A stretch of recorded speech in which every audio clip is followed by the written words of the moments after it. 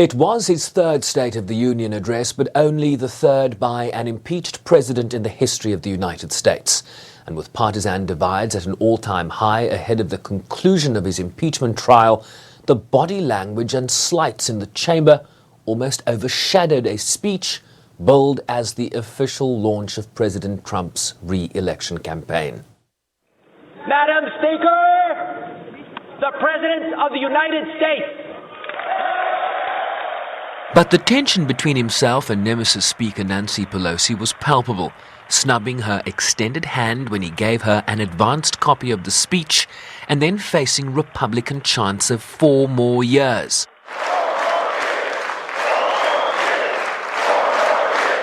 Before touting the country's economic strength. I am thrilled to report to you tonight that our economy is the best it has ever been.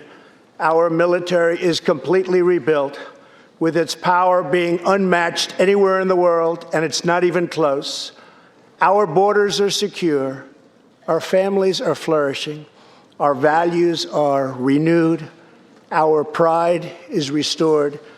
And for all of these reasons, I say to the people of our great country and to the members of Congress, the state of our union is stronger than ever before. He used the setting to rubbish his predecessor's legacy, touting his border wall and successes in combating the flow of migrants to the country, called for a ban on late-term abortions, while criticizing Democratic lawmakers, some running to replace him in November, for endorsing what he called a socialist takeover of the country's healthcare system. There are those who want to take away your health care, take away your doctor, and abolish private insurance entirely.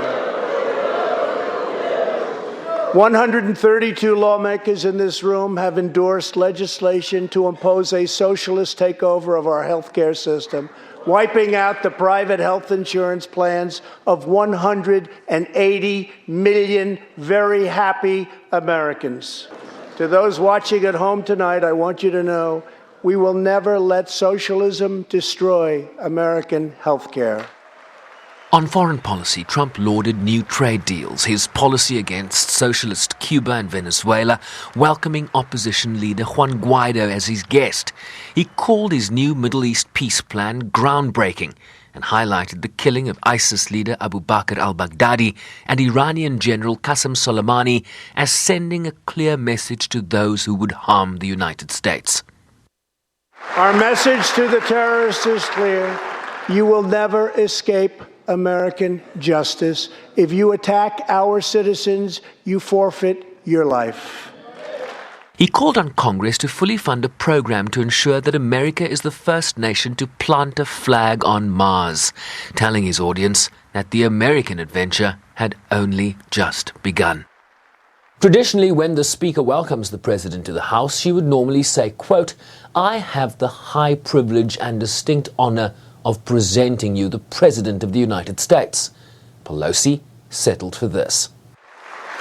Members of Congress, the President of the United States. And if that slight was not sufficient, she promptly ripped the transcript of his speech in half when he concluded, later telling reporters it was the courteous thing to do considering the alternative. While not mentioning his impeachment at all during the speech, the Senate will vote later Wednesday to acquit the president, despite Democrats pushing for his removal from office. Bryce-Pease, SABC News, New York.